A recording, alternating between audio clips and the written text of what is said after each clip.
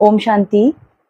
जब भी हम किसी हॉस्पिटल में जाते हैं, वहाँ किसी बीमार, रोगी, दुखी व्यक्ति को देखते हैं, तो हमारा दिल प्यार, दया, करुणा के भाव से भर जाता है। वहीं यदि हम किसी जेल में जाएं और किसी अपराधी को देखें, तो हमारी भावना विपरीत होती है। हमारे मन में घृणा और नफरत जैसे भावनाएं आने लगती हैं। शायद वो इसलिए क्योंकि हम ये भूल जाते हैं कि कोई भी जन्म से अपराधी पैदा नहीं होता। हालात, मजबूरी या कमजोरी उन्हें ऐसा बनाती हैं। बस हमें उनके मन के घाव दिखते नहीं। जिस तरह तन के घाव भरे जा सकते हैं, उसी प्रकार मन के भी घाव भरे जा सकते हैं। और उसका एक ही मात्र तरीका है मेडिटेशन या ध्यान, जो ऐसी कमजोर भटकी हुई आत्माओं को बल देता है, इस बुराई के मार्ग को छोड़कर सत्य मार्ग पर चलने का साहस देता है। क्योंकि एक अपराधी का जीवन बदलना माना हजारों जिंदगियों को नुकसान होने से बचाना, समाज के कल्याण में सहयोग देना। और आज हम ऐसी ही एक महान आत्मा से मिलेंगे जो बहुत सालों से यही कार्य कर रही हैं और आज तक न जाने कितने अपराधियों के जीवन को बदलकर उन्हें ज्ञान का रास्ता दिखाया, समाज का एक जिम्मेदार नागरिक बनाया। दीदी जी, आपका दिल से बहुत बहुत स्वागत है। ओम शांति। Thank you. दीदी जी, आज बहुत सारे लोग जो इस वीडियो को देख रहे हैं, सबसे पहले आप उन्हें अपने बारे में थोड़ा परिचय दें। मैं ब्रह्मा कुमारी सारिका बहन हरिनगर दिल्ली सेवा केंद्र पर रहती हूँ और मैं पिछले 11 वर्षों से समर्पित रूप से अपनी सेवाएं हरिनगर सेवा केंद्र से दे रही हूँ और ज्ञान में मैं पिछले 17 वर्षों से जुड़ी हूँ। दीदी, जैसे कि हरिनगर सेंटर तिहाड़ जेल के काफी करीब जी है जी और आप तिहाड़ जेल में सेवाएं देती हैं, बिल्कुल। तो आपके मन में ये संकल्प कैसे आया कि आपको तिहाड़ की ये सेवा करनी चाहिए? संकल्प तो क्या है कि पिछले 35 वर्षों से लगभग उससे भी अधिक मैं कहूँगी, हमारी जो सेंटर इंचार्ज हैं शुक्ला दीदी थी, उन्होंने किरण बेदी के टाइम पर ये सेवाएं शुरू की थी और तब से लेकर आज तक वहाँ बहुत सुंदर सुचारू रूप से सेवाएं चल रही हैं। लेकिन जब मैं कुछ वर्षों पहले जब सेवा केंद्र पर आई और समर्पित जीवन अपना किया, तो 2013 से आज दिन तक सेवाएं जो हैं तिहाड़ जेल में सुचारू रूप से चल भी रही हैं और मैं समय समय पर वहां पर जाती हुई हूँ। तो देखा गया कि उनमें बहुत बहुत परिवर्तन आता है इस आध्यात्मिक ज्ञान और योग के द्वारा। तो दीदी जी, जब आप कभी जाती हैं ऐसे, मतलब तिहाड़ जेल अपने आप में एक बहुत डर लगता है जी सुनकर ना, जी सबसे बड़ी जेल है, बिल्कुल। तो वहां तो बहुत कुख्यात अपराधी होते हैं, तो क्या कभी आपको भय नहीं होता उन्हें देखकर या उनसे मिलकर? मैं आपको सच बताऊं कि तो शुरू में जब हमें उस सेवा को दिया गया था 2013 में, तो तब थोड़ा-सा लगता था कि हम एक ऐसी जेल में एंटर कर रहे हैं, जहाँ चारों तरफ ऐसे अपराधी घूम रहे हैं। लेकिन अब क्योंकि काफ़ी वर्ष हो गए हैं जाते हुए, तो अब एक अपना परिवार दिखता है और उनको हम अपना भाई ही मानते हैं। और सबसे बड़ी बात, वहाँ पर उनके अंदर भावना भी बहुत रहती है, क्योंकि शायद बाहर से वो अपराधी हम सबके लिए, सिविलियंस के लिए रहते हैं, लेकिन अंदर उनके अंदर दिल की भावनाएं वही हैं जो सभी के अंदर हैं। तो थोड़ा-सा अब हमारा कोई डर उनके बीच में ऐसा नहीं रहता है और वो भी अपनी बड़ी बहनों के रूप में हमें देखते हैं, एक आध्यात्मिक पर्सनैलिटी के रूप में देखते हैं और हमसे बहुत अच्छा बर्ताव उनका रहता है। तो दीदी, जैसे आप उन्हें जैसे ये ज्ञान देती हैं या 7 डेज का कोर्स करवाती हैं या मेडिटेशन करवाती हैं, तो क्या उसको वो अपना पाते हैं अपने जीवन में? लगातार मेडिटेशन जैसे आप सिखा रही हैं, तो वो अगर आप नहीं भी जाएँ तो क्या वो उसे कंटिन्यू करते हैं? हाँ, बिल्कुल, बिल्कुल। क्योंकि कई बार कैसा होता है कि सेंटर पर बहुत प्रकार की सेवाएँ चलती हैं, तो कभी-कभी हम नहीं भी जा पाते हैं। लेकिन वो उस क्लास को उसी तरीके से सुचारू रूप से अपने ही लेवल पर चलाते हैं अच्छा। और मेडिटेशन करते हैं, बहुत सुंदर तरीके से बैठते हैं और परमात्मा का ध्यान करते हैं। क्योंकि उन्हें अब ये समझ में आ गया है कि परमात्मा ध्यान से उनके जीवन में बहुत बड़ा चेंज आता है। सबसे बड़ा चेंज ये कि अंदर बैठकर उनके मन मस्तिष्क में एक ही ख्याल दिन-रात कौंधता है कि हम कब इस चार दीवारी से बाहर निकलेंगे और बहुत ज़्यादा इसी चिंता में उनको नींद भी नहीं आती है। लेकिन अब मेडिटेशन में से उनमें इतनी ठहराव आ गया है कि वो कहते हैं कि जब परमात्मा का बुलावा आएगा तब हम बाहर जाएँगे, लेकिन उस जेल में रहते हुए, उस समय को व्यतीत करते हुए उनमें ठहराव और शांति बहुत आ गई है। यानी उस नेगेटिव जो आसपास का, तो क्योंकि जी। माहौल बहुत नेगेटिव है, तो उसमें रहते हुए भी उनके अंदर कुछ पॉजिटिविटी है। बिल्कुल, बिल्कुल पॉज़िटिविटी है और अमृत वेला उन्होंने जेल के अंदर ही शुरू कर दिया है, हाँ। Morning meditation. और जब हम नहीं जाते, तो वो कहते हैं कि दीदी आप नहीं आए, लेकिन हमने क्लास को वैसे ही सुचारू रूप से रखा।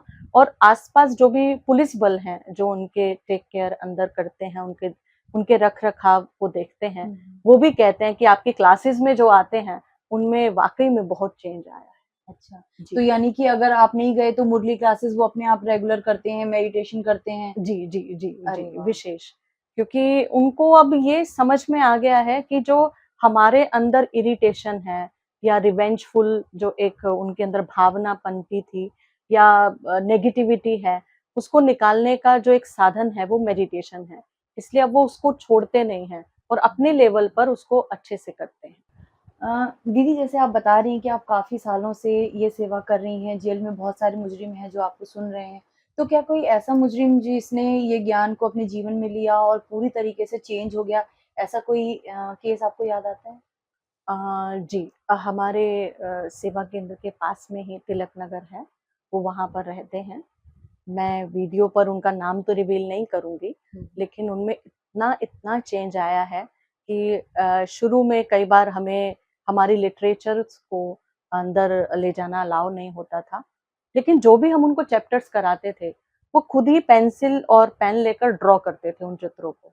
जो आज हम 7 डेज़ का पूरा कोर्स। कोर्स करते हैं, हाँ। एग्ज़िबिशन देखते हैं। हुँ, हुँ। तो शुरू में कुछ कारणों से हम नहीं ले जा पा रहे थे, लेकिन उन्होंने खुद ही पेंसिल और कॉपी लेकर उसको ड्रॉ करना शुरू किया। और जेल से जब वो बेल पर 14 डेज़ के लिए बाहर आते हैं, तो उन्होंने अपने परिवार को भी वो स्केचेस दिखाए अरे वाह! और उस स्केचेस से ही ज्ञान देना शुरू किया। और अब पूरी तरीके से जेल से वो अपनी पूरी सज़ा पूरी करके वापस आ गए हैं और पूरा ब्रह्मा कुमार के रूप में अपना जीवन व्यतीत कर रहे हैं। अरे आज वाह! भी वो हमारे कॉन्टैक्ट में हैं। दीदी, आज आप जो काम कर रही हैं बहुत चैलेंजिंग है, क्योंकि इतने हाई प्रोफाइल क्रिमिनल्स को बदलना इतना ईज़ी टास्क नहीं है। एक नॉर्मल इंसान को बदलना ही इतना ईज़ी नहीं होता, और वो तो इतने हाई प्रोफाइल क्रिमिनल्स हैं जिनको आप ये ज्ञान जिन तक ये लेकर जाती हैं।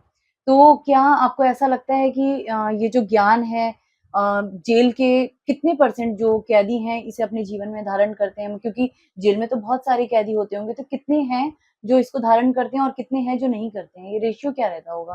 देखिए, रेशियो तो मैं ऐसा कहूँगी कि बहुत कम है, हुँ। क्योंकि इस तरीके की क्लासेस अटेंड करने के लिए कई बार कुछ रिस्ट्रिक्शंस भी होती हैं और उन लोगों को एक साथ एक टाइम पर हमारी क्लासेस में आने का मौका नहीं मिलता है।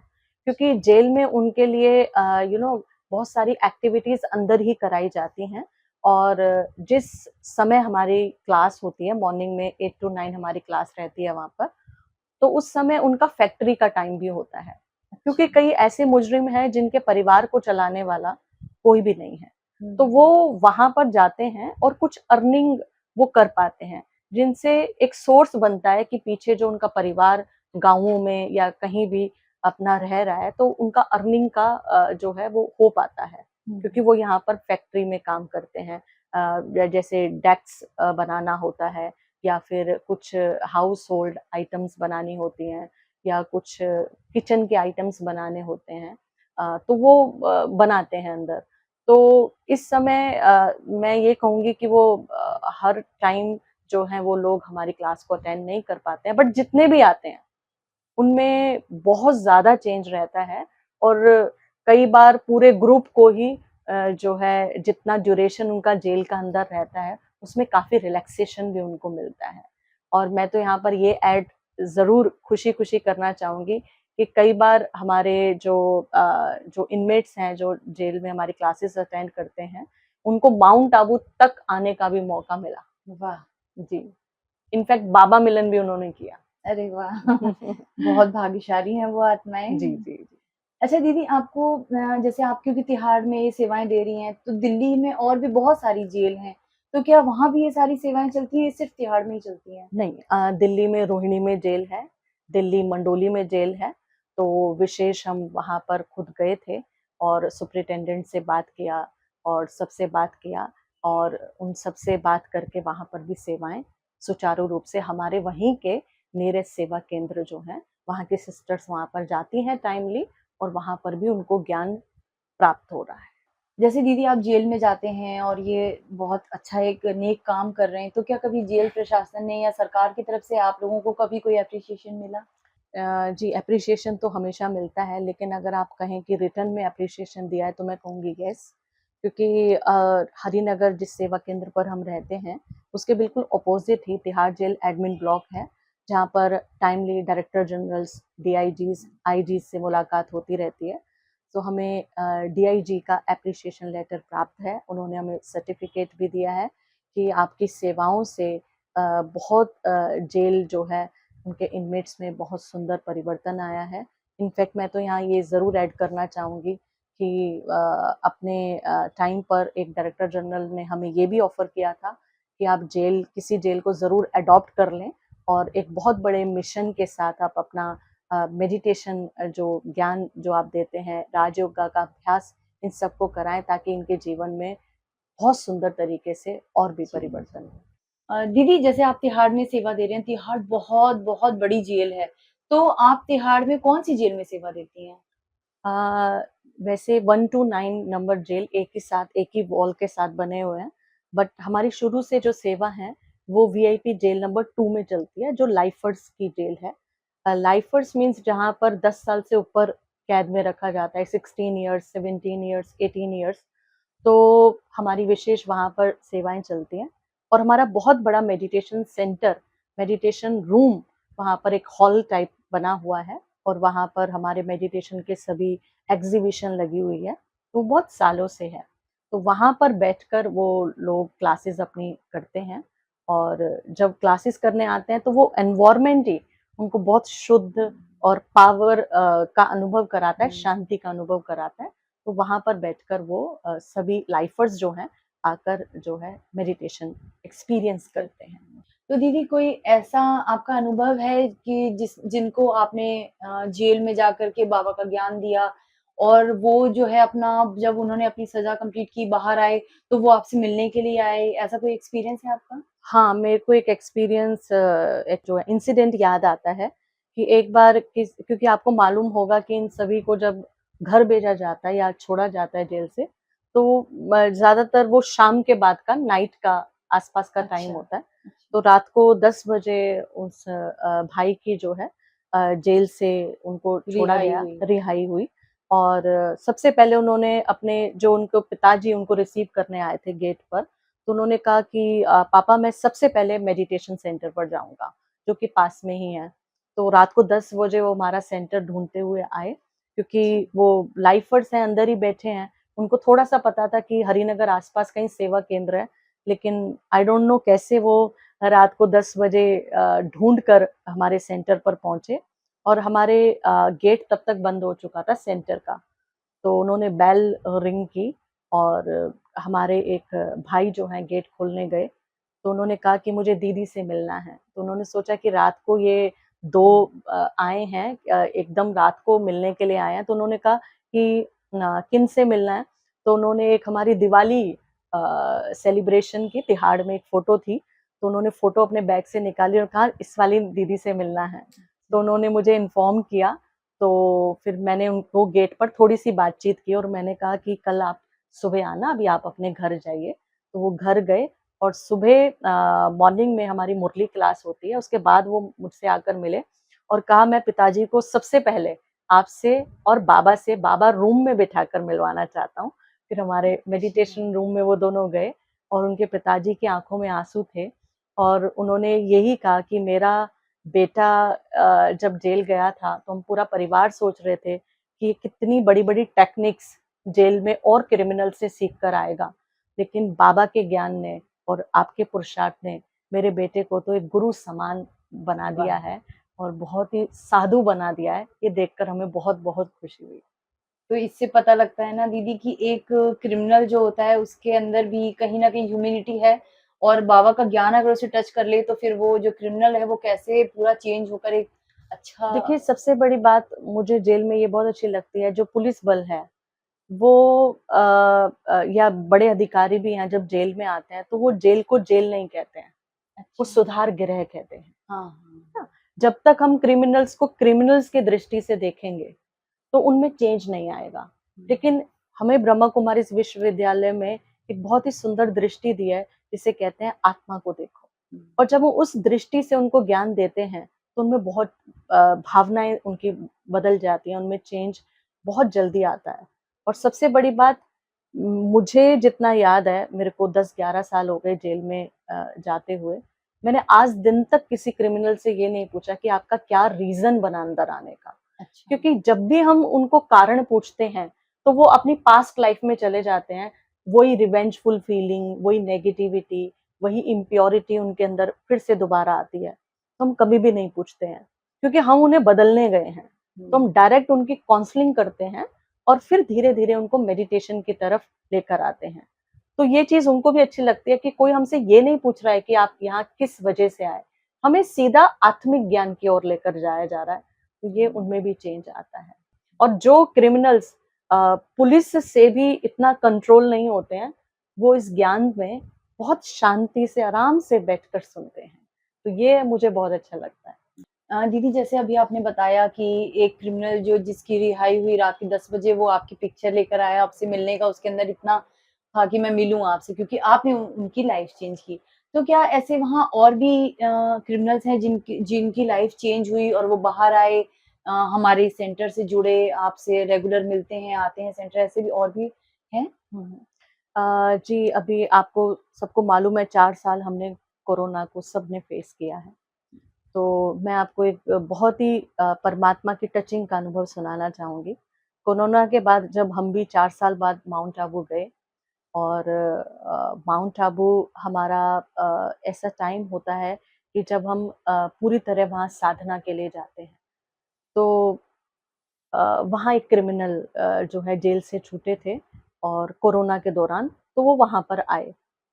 तो मैं वहाँ पर किसी और डिपार्टमेंट में गई हुई थी और वो बाबा रूम में बैठे थे।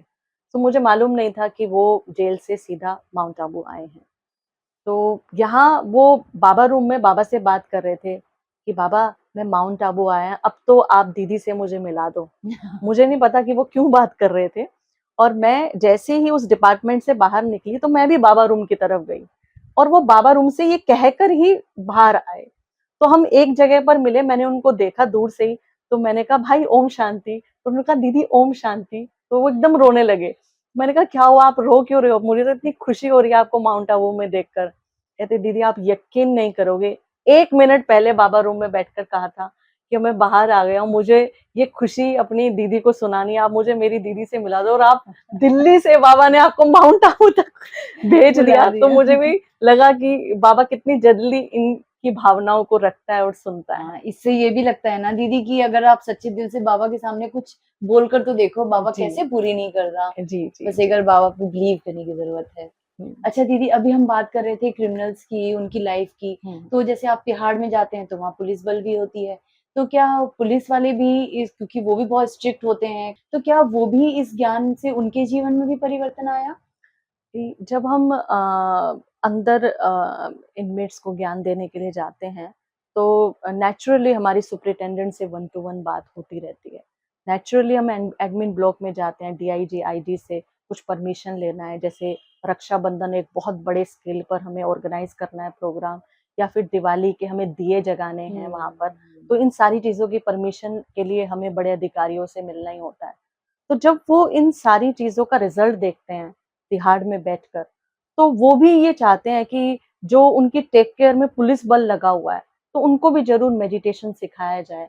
पर बहुत कम उनका टाइम हमें मिल पाता है कि हम उनको, अदरवाइज़ जब भी वो हमें परमिशन देते हैं, तो हम वहाँ पर पुलिस बलों के लिए भी टाइमली प्रोग्राम ऑर्गेनाइज़ करते हैं। दीदी जैसे आप तिहाड़ में गए, आपने क्रिमिनल्स को अपना ये जो है ज्ञान दिया, 7 डेज़ का कोर्स करवाया, मेडिटेशन करवाया, उन्हें ये पसंद आया। तो क्या वो लोग अपनी फैमिली को भी ये पास ऑन करते हैं कि वो एक नई चीज़ अपने जीवन में धारण कर रहे हैं और उन्हें करनी चाहिए? ब्रह्मा कुमारी से उनको ये नया मिला है जीवन। देखिए, विशेष जब वो मेडिटेशन शुरू करते हैं तो उन्हें सबसे ज़्यादा शांति का अनुभव होता है। और उनको जब यहाँ शांति का अनुभव होता है तो उनको ये लगता है कि कहीं हमारे परिवार वाले दर्द में ना हो, क्योंकि हम यहाँ पर आ गए हैं। तो जब वो खुद अपने एक्सपीरियंस से शांति का अनुभव करते हैं, तो टाइमली जब परिवार वाले उनसे मिलने आते हैं, तो अपनी वाइफ को, अपनी सिस्टर को, अपने बच्चों को, अपने माता-पिता को वो ज़रूर कहते हैं कि आप अपने आस-पास ज़रूर सेवा केंद्र होगा ब्रह्मा कुमारीज़ का, आप वो ढूँढो और आप वहाँ जाओ, आपको भी शांति का अनुभव होगा। क्योंकि विशेष जब परिवार का कोई एक सदस्य है, कई सालों के लिए हमसे बिछड़ जाता है, तो हमें टेंशन होती है, नेगेटिविटी अंदर रहती है, इरिटेटेड माइंड हो जाता है ना? डिप्रेशन में चले जाते हैं। तो इन सारी चीज़ों से जब वो अंदर बैठे निकल सकते हैं, तो इसलिए ज़रूर वो अपने परिवार वालों को भी कहते ही हैं। तो क्या उनके परिवार वाले कभी आए सेंटर पर जुड़े? देखिए, हमें इस तरीके का डेटा कहीं से कलेक्ट होता नहीं है, लेकिन फिर भी हमें ये मालूम तो है कि सो एंड सो भाई ने जो है अपने परिवार वालों को बोला है। तो वो हमसे ये पूछते ज़रूर हैं कि दीदी हमारी फैमिली जो है नजफ़गढ़ में है, हमारी फैमिली बनारस में है, हमारी फैमिली दिल्ली के इस कोने में है, तो दीदी वहाँ सेंटर है? तो ज़रूर हम उनको सेंटर से जोड़ते हैं, नंबर्स देते हैं, सिस्टर्स का बताते हैं। तो हमें आइडिया हो जाता है कि इसका परिवार जो है वो वो सेवा ज्ञान से केंद्र जुड़ पर गया है। जाएगा। हुँ, हाँ, हुँ, हुँ। बाकी ऐसे एग्ज़ैक्ट डेटा हमें मालूम हाँ। नहीं पड़ता। यानी आप एक आत्मा को बदल रहे हैं और उनसे उनका पूरा परिवार बदल रहा है। ज्ञान का एक दीपक जला और रोशनी पूरे में फैल गई। ये तो परमात्मा का कार्य है जो पूरे विश्व पर चल रहा है कि कैसे हम आत्मिक ज्ञान और परमात्म ज्ञान से अपने जीवन की खोई हुई शांति और जो है खुशी को वापस ला सकते हैं। तो परमात्मा ने हमें निमित्त बनाया है और हम निमित्त बनकर कर रहे हैं। दीदी आप ये इतनी अच्छी सेवा दे रही हैं, तो कभी आप अपने आप को मानती हैं कि मैं कितनी भाग्यशाली हूँ, इतनी सारी आत्माओं को बदलने का मुझे चांस मिला है? देखिए, बहुत खुशी होती है जब पर्सनली कोई इनमेट हमें आकर कहते हैं कि दीदी अभी 2 साल या 6 साल या 5 साल हमारी कैद का बचा है और उसके बाद हम पूरी तरीके से अपने जीवन को जो है ब्रह्मा कुमारी इसकी शिक्षाओं द्वारा चलाएँगे और आगे अपने बच्चों को भी शिक्षा देंगे। तो बहुत खुशी होती है कि समाज के कम से कम एक हिस्से को तो हम चेंज कर पाए। और जैसे हमारे ब्रह्मा कुमारीज़ में स्लोगन है जो मुझे बहुत अच्छा लगता है कि when you will change the world will change. तो उन एक के माध्यम से बहुत परिवार में जो है सुख शांति आएगी और उनके परिवार में बहुत आत्माओं को वो ज्ञान मिलेगा। तो हमें बहुत खुशी होती है और हम वाक़ई में भाग्यशाली हैं। No doubt. दीदी आप हमारे व्यूअर्स जो आज इस वीडियो को देख रहे हैं, हाँ उनके जी। लिए कोई मैसेज देना चाहेंगी? व्यूवर्स को तो मैं यही कहना चाहूँगी कि जैसा बताया गया कि समाज में सबसे बड़ी सेवा यही है कि दूसरों को खुशी दी जाए, दूसरों को शांति दी जाए और ब्रह्मा कुमारीज़ में ये कार्य बहुत सुंदर तरीके से परमात्मा शिव बाबा ने हमें सिखाया है कि आज हर एक आत्मा जो दिल से चाहती है कि मुझे शांति मिले, उन्हें साधनों से शांति नहीं मिल रही है। तो साधनों को पीछे छोड़कर अब हमें आत्मिक शांति की ओर अग्रसर होना है, क्योंकि अभी नहीं तो कभी नहीं। तो मैं आपको यही एक छोटा-सा स्वीट परमात्मा शिव बाबा की तरफ से मैसेज देना चाहूँगी कि आप सभी भी जो शांति है, वो साधनों में ना ढूँढ कर अपने अंदर उसको ढूँढें और आत्मिक ज्ञान, परमात्म ज्ञान से ज़रूर जुड़ें। दीदी बहुत अच्छी सेवा आप कर रहे हैं।